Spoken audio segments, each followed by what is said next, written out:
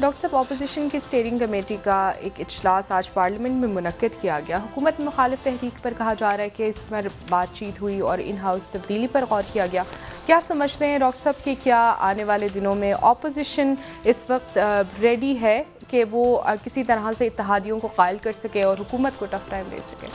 دیکھیں، اتحادیوں کا جو فیصلہ ہے وہ ابھی آنا ہے کہ اتحادی کیا فیصلہ کرتے ہیں، لیکن آج میرے خیال سے سب سے اہم جو داخلی محاذ پہ ویسے تو سیاست میں خاموشی رہی، وہی ہواؤں کا رخ ہر طرف زیر بحث ہے، اسلام آباد میں بھی اور کراچی میں بھی اور لاہور میں بھی اور پورے پاکستان میں۔ لیکن ہواؤں کا رخ جو ہے وہ کس طرف جاتا ہے وہ تو آپ کو پتہ ہے۔ ہمارا محکمہ موسمیات جس دن اعلان کرتا ہے کہ بارش ہوگی تو اس دن لازماً طے ہوتا ہے کہ دھوپ نکلے گی، اور اب یہ ہواؤں کا رخ کس طرف جاتا ہے میں اس پہ بات نہیں کرنا چاہ رہا، لیکن جو اہم آج بات کی ہے وہ کی ہے شوکت ترین صاحب نے۔ انہوں نے دو تین باتیں کی۔ ایک تو انہوں نے کہا کہ آئی ایم ایف کے ساتھ جو معاہدہ ہے وہ جلد طے پا جائے گا۔ اس کا مطلب ہے کہ ابھی معاہدہ طے نہیں پایا، اور اس میں اس کی جو کنڈیشنز وغیرہ ہیں وہ ظاہر ہے کہ ہم اس پروگرام میں ڈسکس کر چکے ہیں کہ ان کی طرف سے یہ بات کی جا رہی ہے کہ اسٹیٹ بینک کو اٹانومی دی جائے، اور وہ بات اصل میں بڑی زبردست انداز میں کرتے ہیں۔ وہ یہ کہتے ہیں کہ آپ اصلاحات کریں، مطلب آپ ٹھیک کریں میکینزم کو، آپ اپنی بجلی کے معاملات کو، لیکیجز کو ختم کریں، اپنا ٹیکس نیٹ بڑھائیں۔ اگر آپ نہیں وہ کر پاتے تو پھر اس کے بعد وہ آپ کے اوپر کہتے ہیں کہ اچھا یہ تو آپ نے چونکہ یہ نہیں کیا سارا کچھ، تو آپ نے تو اصلاحات کرنی تھی، تو اب یہ اصلاحات چونکہ نہیں کی تو اس کے نتیجے میں آپ یہ ٹیکس بڑھائیں اور یہ کریں اور وہ کریں۔ بنیادی طور پہ ان کو جو آپ سے یعنی جو طریقہ ہوتا ہے نا ان کا، وہ طریقہ ہوتا ہے کہ سب ٹھیک کریں، آپ سارا سسٹم ٹھیک کریں، ایسے کریں ایسے کریں، وہ آپ نہیں کر پاتے، نتیجے میں پھر ٹیکس کے معاملات۔ اور پیٹرول کے حوالے سے انہوں نے کہا کہ اب اگر پیٹرول کی قیمت بڑھے گی عالمی سطح پہ تو اور بڑھائی جائے گی، تو اب میرا خیال ہے کہ ایک واضح معاشی پالیسی ہمارے سامنے نہیں ہے اس وقت، جو کہ سعودی عربیہ کے ساتھ بھی انہوں نے کہا کہ معاملات میرے خیال سے وہ تو آ جائے گا، وہ جو ڈیفرڈ پیمنٹ پہ تیل آ جائے گا، لیکن اس کا فائدہ پھر کیا ہوگا؟ اگر تیل کی پرائسز بڑھنی ہیں تو پھر اس تیل کو اگر ہم ڈیفرڈ پیمنٹس پہ لے رہے ہیں تو وہ تھوڑا سا میرا خیال ہے اس میں کلیئرٹی آنے والے دنوں میں مزید لانی پڑے گی حکومت کو، کیونکہ جو مہنگائی ہے اور جس حساب سے لوگوں کی قوت خرید ختم ہو رہی ہے۔ دیکھیں، قوت خرید ختم ہونے کا مطلب یہ نہیں ہے کہ جی میں بازار گیا اور میں نے کہا کہ جی فلاں چیز جو ہے وہ میں نے 10 روپے میں خریدی تھی، اب بڑی مہنگی خرید کے لایا ہوں، میں 20 روپے کی خرید کے لایا ہوں، یا 1000 روپے کی تھی تو میں بڑی مہنگائی ہو گئی ہے میں 1500 میں لایا ہوں۔ قوت خرید ختم ہونے کا مطلب یہ ہے کہ لوگوں کے پاس وہ پیسے ہی نہیں وہ خریدیں، یعنی مہنگا بھی نہیں خرید سکتے لوگ، یعنی قوت خرید ختم ہو رہی ہے لوگوں کی، جو کہ بڑا ایک میرے خیال سے بہت بڑا چیلنج ہے حکومت کے لیے بھی اور ریاست کے لیے بھی، کہ مطلب لوگوں کے پاس یہ ہے، اب یہ آپشن بھی نہیں ہے کہ مہنگا لے لیں، مطلب مہنگا لے ہی نہیں سکتے تو وہ اب چھوڑ دینا کہ وہ کوئی جا کے مہنگا خریدے گا، وہ قوت خرید ختم ہو رہی ہے لوگوں کی۔ اس کے نتیجے میں آپ کو مارکیٹس میں، بازاروں میں، برانڈس، لوگ کہہ رہے ہیں جی دیکھیں بھرے ہوئے ہیں مارکیٹس، بالکل بھری ہیں، لوگ سامان لے رہے ہیں، لیکن یہ ہے کہ کیا کس طرح سے لے رہے ہیں، کیسے لے رہے ہیں، وہ کیا گزر رہی ہے۔ یہ ہمارے اکابرین کو جو ہے وہ نچلی سطح پہ جا کے، جو میں نے کل بھی بات کی تھی کہ عمران خان صاحب انٹریکشن شروع کریں، معاشرے کے مختلف جو طبقات ہیں ان کے ساتھ ایک براہ راست بات کریں اور ان کے سنے مسائل، تو اگلے چند دنوں کے اندر ان کو اندازہ ہوگا کہ اچھا پھر وہ جو بات کریں گے نا ان سے، جب اگر آپ مثال کے طور پہ آپ ٹریڈرز کے ساتھ، تاجروں کے ساتھ بات کرتے ہیں، آپ اسٹوڈنٹس کے ساتھ بات کرتے ہیں، آپ مختلف جو ریئل اسٹیٹ کا کام کر رہے ہیں، ٹیکسٹائل انڈسٹری ہے، بینکرز ہیں، مختلف لوگ ایسے جو کہ تو وہ ساتھ سولوشن ضرور بتائیں گے۔ یعنی خان صاحب کہیں گے اچھا چلو ٹھیک ہے یہ ہو گیا، مجھے حل بتائیں، تو وہ حل آپ کو بتائیں گے ضرور کوئی نہ کوئی، اس میں سے پھر پوائنٹس نکال کے کہ کیا چیز قابل عمل ہے اور کیا چیز نہیں ہے۔ آپ ٹیکس نہیں دیتے، وہ پھر بتائیں گے آگے سے کہ جی ٹیکس کو ایسے ہوتا ہے، ہم یوں کریں دیں گے۔ تو مختلف جو طبقوں کے ساتھ میٹنگز ہوں گی، اس کے نتیجے میں پھر حل نکلے گا، تو اور آؤٹ آف دا باکس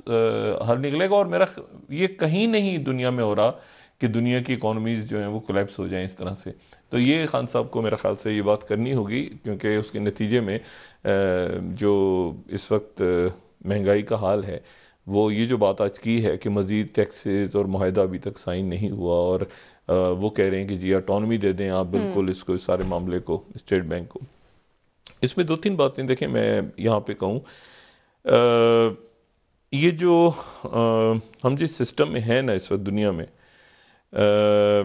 یہاں پر میں صرف یہ آپ سے بات کرنا چاہوں گا، ذرا ظاہر اکانومی کی بات ہو رہی ہے اور ابھی ہمیں یہ بھی نہیں پتا کہ آنے والے 5 سالوں میں 10 سالوں میں دنیا کس سسٹم کی طرف بڑھ رہی ہے، کون سا نظام ایسا ہے جو ہمارے سامنے آ رہا ہے۔ سیف الاسلام قذافی جو کرنل قذافی کے صاحبزادے، کرنل قذافی جن کو قتل کر دیا گیا تھا لیبیا کے کرنل قذافی، ان کے صاحبزادے 2011 میں، ان کے 3 بیٹے قتل ہو گئے تھے ساتھ کرنل قذافی کے، لیکن ان کے ایک بیٹے کو گرفتار کر لیا گیا تھا۔ گرفتار کرنے کے بعد 2015 میں ان کو سزائے موت سنائی گئی تھی۔ اور یہ جو سیف الاسلام قذافی ہیں، ان کے صاحبزادے، یہ ان کی آج کی تصویر ہے،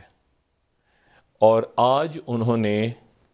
یہ ان کی 2011 کے بعد پہلی تصویر آئی ہے پبلک، وہ تصویر ذرا رکیں گے جو نئی تصویر ہے ان کی، جو بارش ہیں جس میں، وہ 2011 کے بعد یہ ان کی پہلی تصویر آج آئی ہے پبلک میں۔ یہ کرنل قذافی کے صاحبزادے ہیں، ان کو 2015 میں سزائے موت سنا دی تھی لیبیا میں، 3 بھائی ان کے قتل ہو گئے تھے اپنے والد کے ساتھ۔ پیس ڈی انہوں نے لنڈن اسکول آف اکنامکس سے کیا ہوا ہے، اور اس سے پہلے یہ ینگ ورلڈ لیڈرز میں 49 ایئرز ان کی ایج ہے، اور اس کے بعد یہ خلیفہ حفتار کی جو تبروک میں حکومت ہے، انہوں نے ان کو معاف کر دیا تھا۔ پھر یہ کہیں مختلف جگہوں پہ مختلف حوالوں سے خبریں آتی نہیں، اب جو ہے یہ سامنے آج اس صورت میں آئے ہیں کہ 24 دسمبر کو لیبیا میں صدارت کا الیکشن لڑنے جا رہے ہیں۔ اس نشست میں بہت پہلے کہیں ذکر میں کر چکا ہوں کہ کرنل قذافی کے صاحبزادے کو ایک وقت سامنے لایا جائے گا، اور ان کے بیٹے آئیں گے، اور ان کے بیٹے آ کے الیکشنز لڑیں گے، اور ان کو آپ اس طرح سے سمجھ لیں کہ اس وقت اگر ہم ریجنل پالیٹکس دیکھیں تو ریجنل پالیٹکس میں ان کو سعودی عربیہ اور یو اے ای اور یہ جو عرب ممالک ان کی مکمل حمایت حاصل ہے۔ اچھا، ٹھیک ہے، اور ظاہر ہے کہ مطلب یعنی کہ ایک اسٹرانگ سپورٹ گلف اسٹیٹس کی اسٹرانگ سپورٹ ہے۔ میں یہ نہیں جانتا، اس کے بارے میں کل تبصرہ کر سکوں گا زیادہ مناسب، کہ کیونکہ کرنل قذافی جو ہیں ان کا پورا خاندان رشیا کے بہت قریب تھا،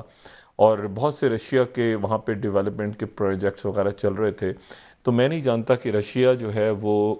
اس وقت کس حد تک ان کو سپورٹ کرے گا۔ خلیفہ حفتار جو ہیں وہاں لیبیا، آپ کو پتہ ہے نا، لیبیا میں بھی ایک پراکسی چل رہی ہے، رشیا ایک طرف ہے، ٹرکی ایک طرف ہے، تو دیکھنا یہ ہے کہ اب رشیا اس وقت کس حد تک ان کو سپورٹ کرتا ہے۔ ٹھیک ہے، یہ بڑی اہم ڈیولپمنٹ ہے۔ اچھا، دوسری میں آپ کو ایک بات اس میں اور ہے کہ کل کا دن اس لیے بھی اہم ہے کہ کل پریمیئر شی کی بات ہونے جا رہی ہے، پریمیئر شی کی پہلی دفعہ یعنی ملاقات ہونے جا رہی ہے آمنے سامنے، لیکن ورچوئل۔ اس سے پہلے ٹیلی فون پہ 2 دفعہ بات ہوئی ہے، لیکن کل پریزیڈنٹ بائیڈن سے پہلی دفعہ ملاقات ہونے جا رہی ہے، اور پریمیئر شی جو ہیں وہ پہلے سے کہیں زیادہ، یعنی آپ سمجھیں کہ چائنا کی ماڈرن چائنا، جدید چائنا جو اس وقت چائنا ہے، اس چائنا میں ایک مضبوط ترین رہنما کے طور پہ، کیونکہ کمیونسٹ پارٹی کی جو میٹنگز ہوئی ہیں حالیہ دنوں میں، اس میں کمیونسٹ پارٹی نے ان کو یہ تیسری قرارداد جو منظور ہوئی ہے، اس سے پہلے 45 میں ہوئی تھی، کمیونسٹ پارٹی نے کی تھی، جس میں ماؤ زے تونگ کو، چیئرمین ماؤ کو پاورز دے دی گئی تھیں۔ پھر 81 میں ہوئی تھی، جس میں پریمیئر ڈین زیاپنگ کو پاورز دی گئی تھیں، اور اب جو ہے وہ پاورز، بہت زیادہ پاورز، بہت یعنی اتھارٹی ہے اس وقت شی جن پنگ کے پاس، پریمیئر شی جن پنگ کے پاس، اور مکمل اتھارٹی کے ساتھ وہ جب کل بات کریں گے تو وہ ان کی بات کا محور جو ہے وہ تائیوان ہوگا، تائیوان پہ وہ زیادہ بات کر رہے ہیں۔